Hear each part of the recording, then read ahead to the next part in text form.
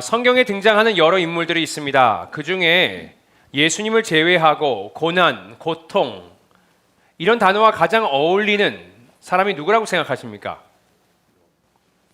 이것저것에 들리는 것 같은데 많은 분들이 욥을 떠올리시지 않을까 하는 생각이 듭니다. 자, 왜 그렇습니까? 욥에게 무슨 일이 있었죠? 자, 먼저 욥은요 굉장한 부자였습니다. 그것을 알 수 있는 것이 그의 재산이 얼마나 있었는지를 성경에선 구체적으로 기록하고 있습니다. 자, 1장 3절 말씀에 이렇게 나와 있습니다. 한번 읽어볼까요? 읽겠습니다. 시작. 그의 소유물은 양이 7,000마리요 낙타가 3,000마리요 소가 500결이요 암나비가 500마리요 종도 많이 있었으니 이 사람은 동방 사람 중에 가장 훌륭한 자라. 자, 이렇게 재산이 양 7,000마리, 낙타 3,000마리, 소 500마리, 나귀가 500마리가 있었다 그랬고 또 종들이 많이 있었다라고 기록합니다. 자, 부자인 것 같은데 분명히 부자인데 이게 얼마나 부자였는지 저희가 가늠이 안 가시죠, 그죠? 자, 이건 어떻습니까? 마지막에 어떻게 끝나죠? 3절이 이 사람은 동방 사람 중에 가장 훌륭한 자라 그랬습니다. 자, 여기서 얘기하는 동방은요 오늘날로 따지면 아시아 지역이고 여기서 훌륭한 자라는 것은 가장 부자였다는 의미입니다. 다시 말해서 아시아를 통틀어서 가장 부자가 욥이었다 이렇게 보시면 되겠습니다. 이렇게 막대한 재산을 가지고 있는 부자였습니다. 자, 어떻게 됩니까? 1장을 보시면 스바 사람들, 즉 아라비아 지역 그 유목민들, 또 갈대아 사람들, 이 사람들은 바벨론 지역에 있었던 유목민들, 이 사람들이 찾아와서 욥의 재산을 갈취합니다. 또 불이 갑자기 하늘에서 떨어져요. 그러면서 모든 가축과 종들이 죽임을 당합니다. 자, 이렇게 사고가 일어나고 종들이 욥을 찾아와서 이제 각각 보고를 하는데 거기에 공통점이 있습니다. 종들이 욥을 찾아와서 같은 말을 반복해요. 그게 뭐냐 그랬을 때 나만 홀로 피하였으므로라 그럽니다. 자, 이것을 통해서 우리가 뭘 알 수 있습니까? 정말 욥에게 남은 것이 하나도 없다. 다 잃었다는 겁니다. 이렇게 욥은 모든 재산을 잃고 빈털터리가 됩니다. 자, 또 욥에게 무슨 일이 벌어졌습니까? 욥에게는 아들 7명, 또 딸이 셋이 있었는데 이렇게 총 자녀가 10명이 있었습니다. 그런데 어떤 일이 벌어지죠? 욥의 첫째 아들 집에서 같이 모여서 식사를 하는데 갑자기 큰 바람이 일었다 했습니다. 태풍이 온 거예요. 그러면서 집을 덮치고 그 집이 무너지면서 거기에 있었던 모든 자녀 10명이 다 죽습니다. 이렇게 하루아침에 욥은 사랑하는 자녀들은 모두 있습니다. 자, 놀랍게도요 이게 욥의 시련의 끝이 아닙니다. 또 욥은요 육신의 질병과 연약함으로 고통을 받습니다. 자, 어떤 질병이 생겼습니까? 성경에 보면 욥의 발바닥부터 정수리까지 종기가 났다라고 기록합니다. 피부병이 생긴 거예요. 그게 너무 심각해서 또 너무 간지러우니까 어떻게 합니까? 질그릇 조각을 하나를 들고 온몸을 긁기 시작합니다. 한번 상상해 보세요. 그의 몸의 상태가 어땠을지. 피가 났을 겁니다. 진물이 나고요. 정말 온몸이 만신창이가 된 겁니다. 자, 이런 상황에서 그의 동반자인 그의 아내가 욥에게 뭐라고 한 줄 아십니까? 2장 9절에 이렇게 얘기합니다. 그의 아내가 그에게 이르되 당신이 그래도 자기의 온전함을 굳게 지키느냐? 하나님을 욕하고 죽으라 그럽니다. 자, 아내라면 당연히 이렇게 힘들어하는 남편을 위로해주고 그의 편이 돼줘서 응원해주면서 잘 한번 해보자고 이렇게 얘기해야 되는데 그러지는 못하고요. 진짜 막말을 하는 겁니다. 자, 이렇게 욥은 인생의 소중한 것들을 다 잃었습니다. 가족도 잃었고요. 물질, 건강까지도 다 잃었습니다. 제 생각에 가장 황당하고 충격적인 것은 이 모든 일들이 벌어진 데 걸린 시간이 아닐까라는 생각이 들었습니다. 성경이 이 사건들이 얼마나의 기간 동안 일어났는지는 기록하고 있지 않습니다. 하지만 추측을 해보면요. 대략 하루 아니면 이틀 정도 사이에 모든 일들이 일어난 것이 아닌가 추측해 볼 수 있습니다. 자, 이것이 가능한 이유가 있어요. 왜냐? 성경에서 이런 내용이 계속 나옵니다. 그가 아직 말하는 동안에 라는 표현을 사용합니다.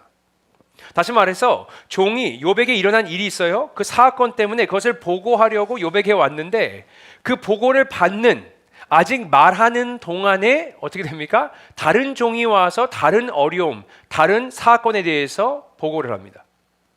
그러니까 이것이 바로 이 엄청난 일들이 동시다발적으로 아주 짧은 시간에 일어났다 이렇게 보시면 되겠습니다. 정말 말 그대로 욥은요 하루아침에 날벼락을 맞은 겁니다. 이게 우리가 욥을 기억할 때 고난, 시련의 아이콘으로 그의 존재를 기억하는 이유입니다. 자, 그런데 제가 이런 생각이 들었어요. 욥기를 묵상하면서 사람들은 욥기라고 하면 보통 욥이 당한 시련, 다시 말해서 자녀를 잃은 슬픔, 재산을 다 잃고 겪고 있는 가난, 또 건강의 문제, 아내의 배신 같은 것에 집중합니다. 물론 끔찍한 일입니다. 말씀드렸듯이 짧은 시간에 일어났기 때문에 정말 충격이 엄청났을 겁니다. 황당했겠죠. 괴로울 겁니다. 그런데 정작 욥기 전체를 보시면요, 욥을 더 괴롭게 했던 문제는 따로 있었습니다. 자, 제가 이렇게 말씀드린 이유가 있어요. 한번 살펴봤으면 좋겠습니다. 자, 먼저 자녀와 재산을 다 잃었습니다. 욥이 이 보고를 받았어요. 어떻게 반응합니까? 뭘 하죠? 1장 20절에 이렇게 한다 그랬습니다. 욥이 일어나 겉옷을 찢고 머리털을 밀고 땅에 엎드려 뭐 했다고요? 예배하며 예배를 했답니다. 이 상황에서 자, 예배를 통해서 어떤 고백을 합니까? 한번 21절부터 22절을 함께 읽어볼까요? 읽겠습니다. 시작.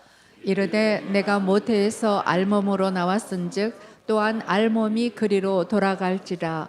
주시니도 여호와시요 거두시니도 여호와시오니 여호와의 이름이 찬송을 받으실지니이다 하고, 이 모든 일에 욥이 범죄하지 아니하고 하나님을 향하여 원망하지 아니하니라.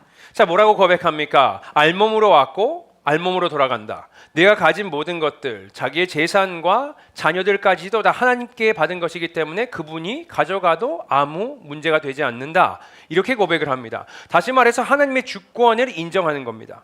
그리고 이런 상황에서도 여러분 하나님을 찬양하는 게 욥입니다. 자, 이번엔 욥에게 말씀드렸듯이 심각한 피부병이 생겼어요. 그러니까 아내가 와서 하나님을 욕하고 죽으라고 합니다. 자, 욥이 어떻게 대답합니까? 2장 10절 말씀 한번 읽어보겠습니다. 읽겠습니다. 시작. 그가 이르되 그대의 말이 한 어리석은 여자의 말 같도다.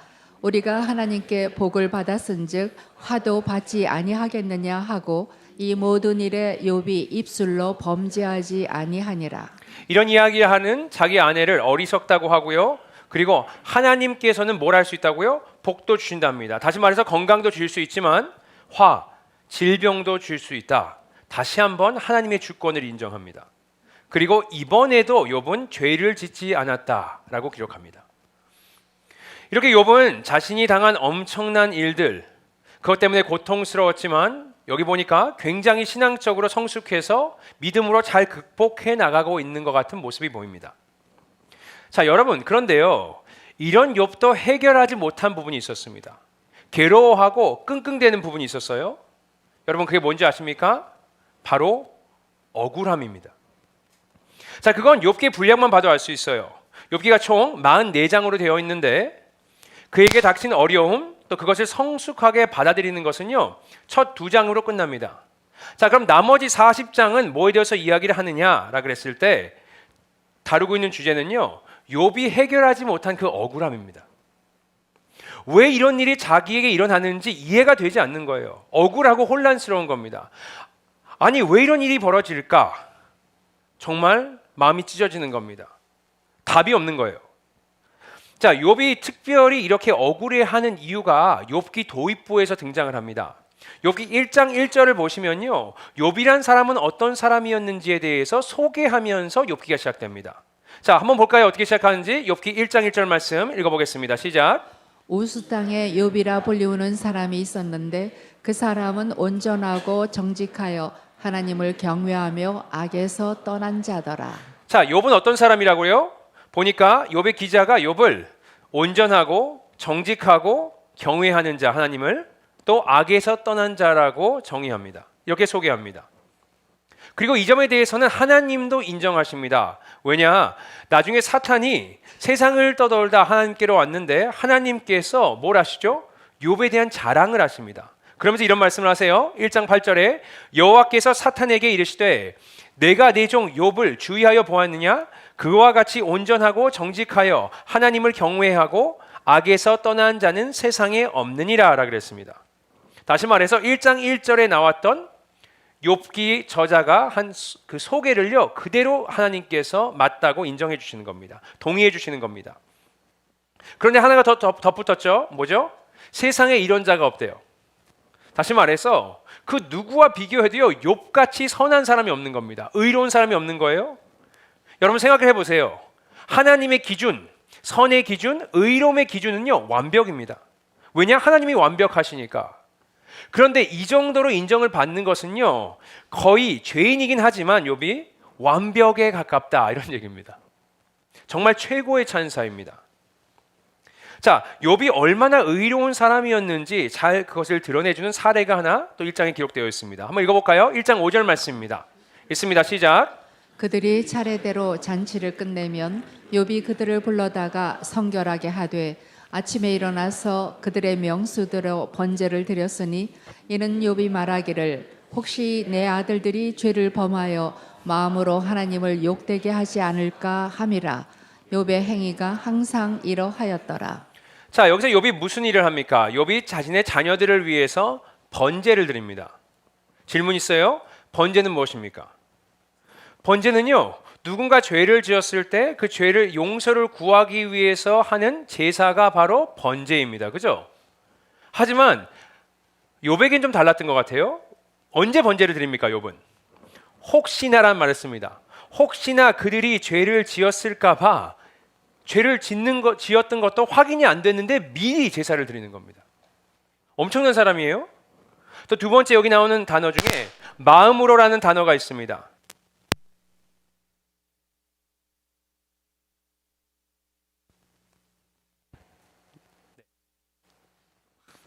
들으시죠? 예. 혹시나 좋으시는 분이 계실까봐 하나님께서 우리를 깨우시는 겁니다, 여러분. 성령의 음성을 들으신 여러분이 되시기를 바랍니다. 자, 두 번째로 특징이 뭐냐 그랬을 때 마음으로라는 단어입니다. 욥은 그냥 행위, 말로만 짓는 겉으로 보이는 죄에만 신경 쓰는 것이 아니고 마음으로, 생각으로 어떤 죄를 짓고 있는지까지 늘 염두에 두는 사람이었습니다. 또 뭐라고 얘기합니까? 여기 보니까 항상 이러하였더라 그랬습니다. 언제나 하나님 앞에서 옳은 그 마음을 유지하려고 다분히 노력했던 사람이 바로 욥입니다. 이 정도면 정말 엄청난 사람입니다. 왜 하나님께서 욥을 보고 이렇게 의롭다고 인정해 주시는지 우리가 알 수 있는 겁니다. 욥은 의롭고 선한 하나님의 사람입니다. 자, 욥에 대해서는 우리가 알았어요. 자, 이제 욥도 유대인이었으니까 유대인들 사이에서 잘 알려져 있는 공식 하나가 있었습니다. 그게 뭐냐? 바로 인과응보의 공식입니다. 인과응보가 뭡니까? 원인과 결과에 따라서 합당한 상이나 벌을 받는다는 공식입니다. 쉽게 얘기해서 뿌린대도 거둔다 이겁니다. 그리고 이런 개념은요 구약에만 있는 것이 아니고 유대인들 사이에서 신약에서도 존재했습니다. 그것을 알 수 있는 몇 가지 사건을 소개시켜 드릴게요. 제가 얼마 전 새벽기도 때 나눴었는데 요한복음 9장을 보시면요 예수님이 지나가시는데 태어날 때부터 앞을 보지 못한 시각장애인 한 명이 등장합니다. 제자들이 그를 보고 뭐라고 얘기합니까? 자, 이렇게 얘기합니다. 요한복음 9장 1절에서 2절 말씀 한번 읽어볼까요? 시작. 예수께서 길을 가실 때에 날 때부터 맹인된 사람을 보신지라. 제자들이 물어 이르되 라피어 이 사람이 맹인으로 난 것이 누구의 죄로 임함이니까 자기니까 그의 부모니까. 자, 이 질문을 잘 한번 살펴보세요. 제자들의 궁금증은요 이 자가 어떻게 해서 시각장애인으로 태어났나 이것에 궁금증이 있는 것이 아닙니다.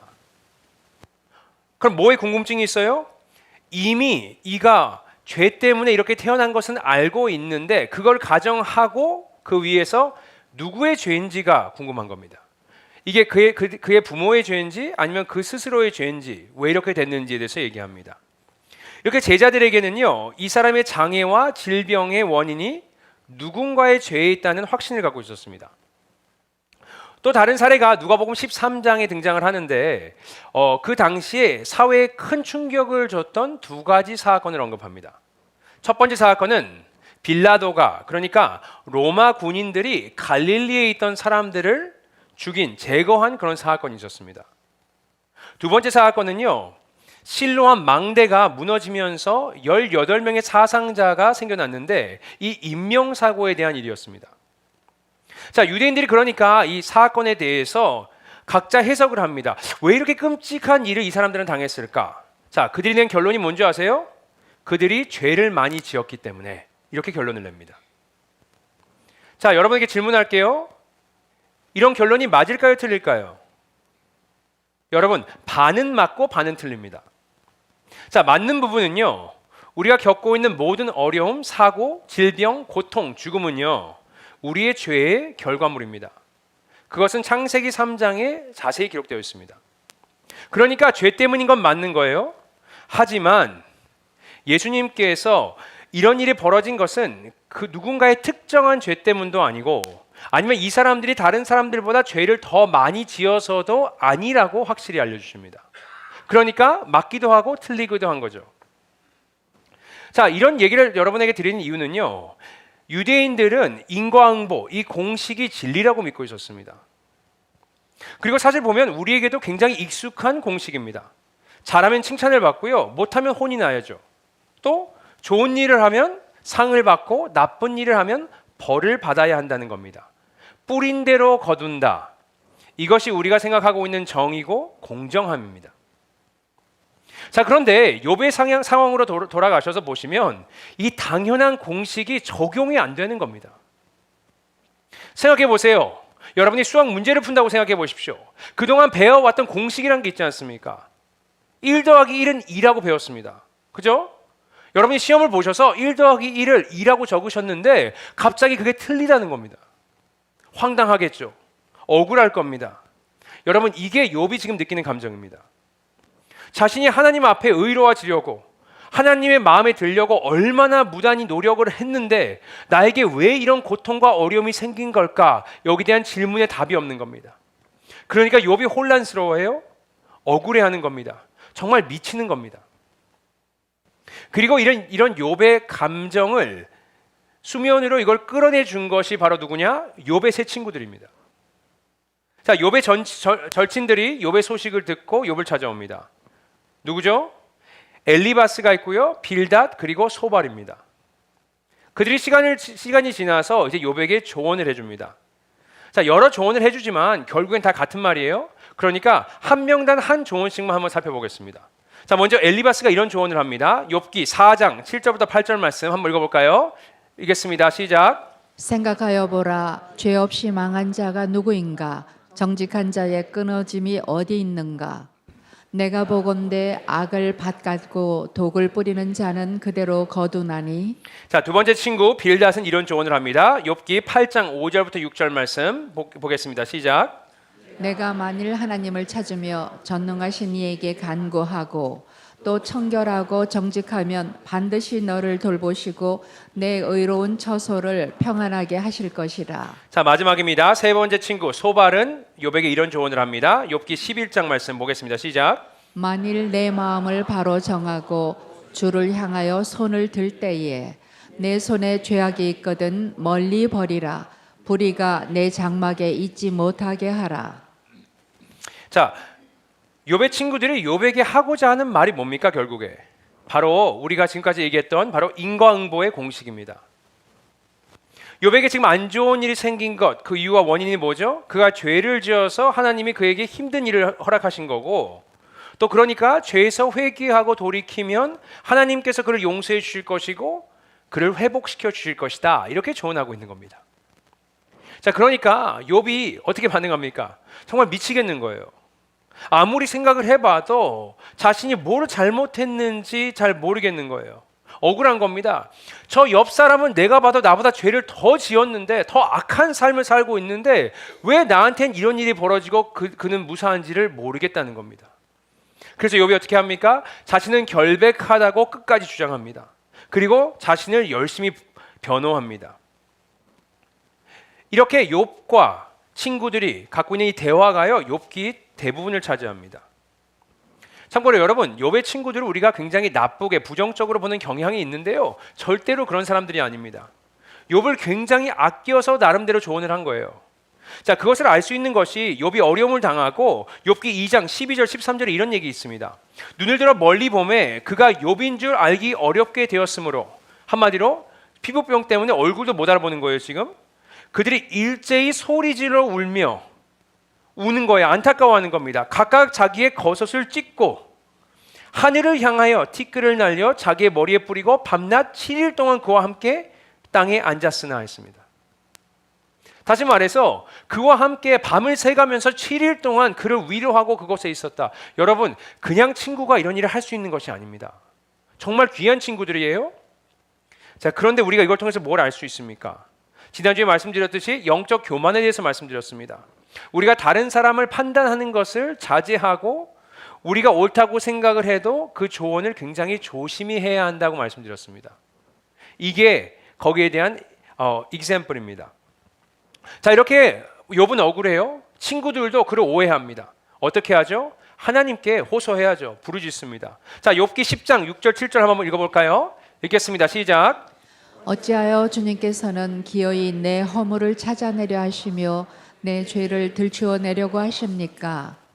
내게 죄가 없다는 것과 주님의 손에서 나를 빼낼 사람이 없다는 것은 주님께서도 아시지 않습니까?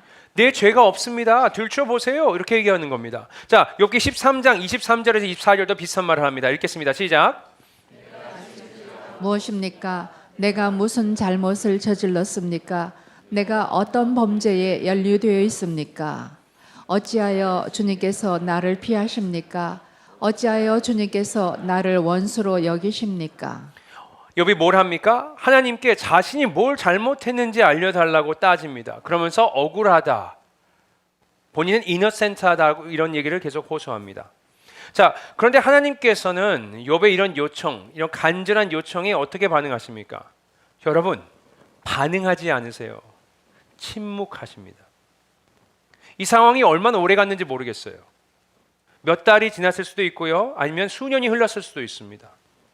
아무 대답을 안 해주시는 거예요. 억울하고 주위 사람들이 오해를 하는데 정말 미치겠는 겁니다. 자, 이것이 얼마나 힘들었냐면 욥은 이런 이야기까지 합니다. 3장 11절에 보시면 어찌하여 내가 태에서 죽어 나오지 아니하였던가? 어찌하여 내 어머니가 해산할 때에 내가 숨지지 아니하였던가? 내가 왜 태어났지? 삶의 의미가 없는 겁니다. 그러면서 고통스러워합니다. 또 7장 15절 16절을 보시면 이러므로 내 마음이 뼈를 깎는 고통을 겪느니 차라리 숨이 막히는 것과 죽는 것을 택하리이다. 내가 생명을 싫어하고 영원히 살기를 원하지 아니하노니 나를 놓으소서. 내 날은 헛것이니이다. 이렇게 얘기합니다. 얼마나 고통스러웠으면요, 정말 죽고 싶다 이렇게 고백하고 있는 겁니다. 이렇게 부르짖어도 하나님께서는 오랜 시간 동안 아무런 답변을 해주지 않으십니다. 그런데요, 드디어 38장이 돼서야 하나님께서는 그 침묵을 깨시고 욥에게 답변을 주십니다. 그런데 그 답변을 살펴보시면 우리가 기대했던 것이 아니에요. 우리의 기대로는 의문들이 많았고 질문들이 많았으니까 거기에 대한 답변을 해주실 것 같은데 그렇게 하지 않으세요. 억울하잖아요. 억울함을 풀어주실 것 같은데 그렇게 하지 않으십니다. 그를 위로하거나 설득하거나 달래지도 않으세요. 자, 그럼 하나님께서는 뭘 하십니까?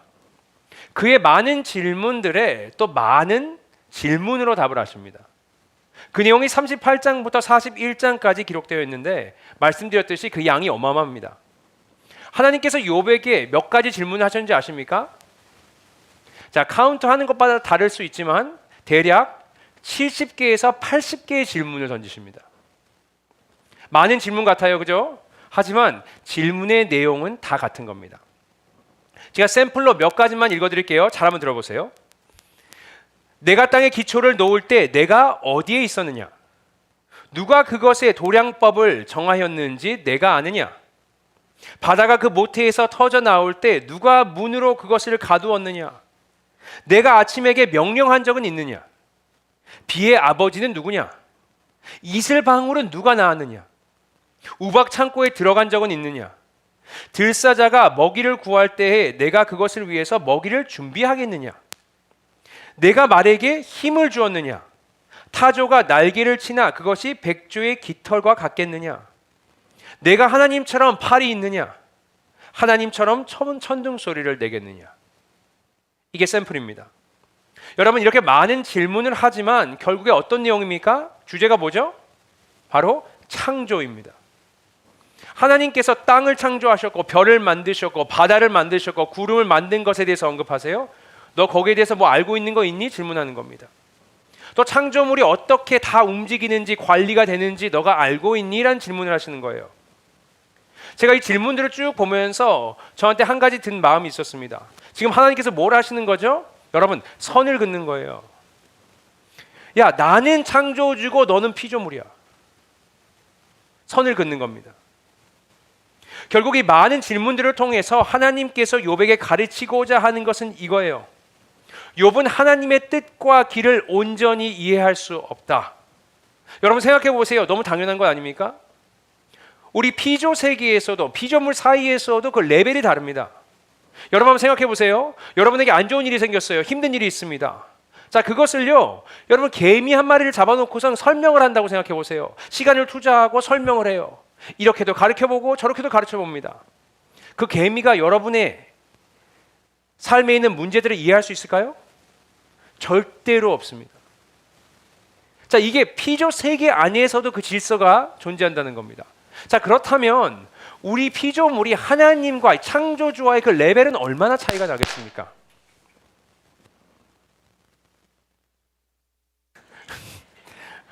계속 조시는 분이 있어서 하나님께서 예.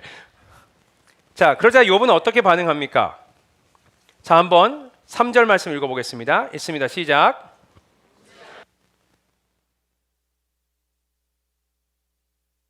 한 일을 말하였고 스스로 알 수도 없고 헤아리기도 어려운 일을 말하였나이다. 자, 뭐라고 이야기합니까? 여기 보니까 이렇게 얘기합니다. 아, 내가 무지한 말로 하나님께 얘기를 했구나. 내가 정말 무지했구나. 이것을 인정합니다. 또 6절에 뭐라고 얘기합니까? 우리 6절 한번 읽어보겠습니다. 시작. 그러므로 내가 스스로 거두어드리고 티끌과 제 가운데에서 회개하나이다 했습니다. 내가 스스로 거두어드리고, 자, 뭘 거두어드리죠? 자신이 했던 많은 질문들을 지금 철회한다는 겁니다. 그리고 뭘 하죠? 회개합니다 이랬습니다. 뭘 회개합니까? 하나님께 품었던 그 많은 의심들을 회개하는 겁니다. 이렇게 욥은 자신이 하나님의 뜻이 얼마나 높고 깊은지 이해할 수 없구나. 나는 그냥 피조물이구나. 그 한계를 받아들입니다. 자, 결국에 이 욥기 전체를 통해서 43장을 통해서 하나님께서 욥에게 주시고자 하는 레슨이 뭐라고 생각하십니까? 자, 저는 이건 것 같아요.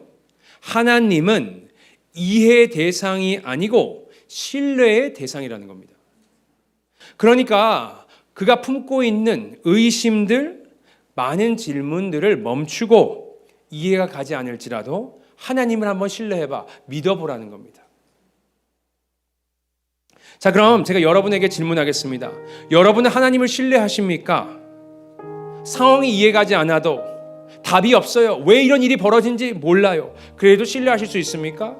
여러분의 고난 속에서, 아픔 속에서, 억울함 가운데서도 하나님의 능력과 사랑을 신뢰하실 수 있습니까? 이런 질문입니다. 저는 그 답을 우리가 진지하게 솔직하게 하기 위해서는요, 딱 방법이 하나밖에 없다고 생각합니다. 예수 그리스도를 바라봐야 합니다. 아니, 이건 구약인데 왜 구약에서 갑자기 예수님에 대해서 언급하냐고요? 여러분, 오늘 본문에 나와 있는 욥은요, 앞으로 오실 예수 그리스도를 상징하기 때문에 그렇습니다. 자, 제가 예를 몇 가지 들어볼까요?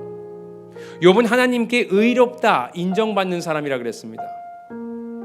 자, 예수 그리스도도요, 죄가 없었어요. 죄가 없으신 예수님, 하나님의 아들이십니다. 또 욥은 사탄의 시험을 통해서 극심한 고통, 고난을 겪었습니다. 예수님께서도 이 땅에 오시는 그 순간부터 그를 죽이려고 사탄이 노력을 했습니다.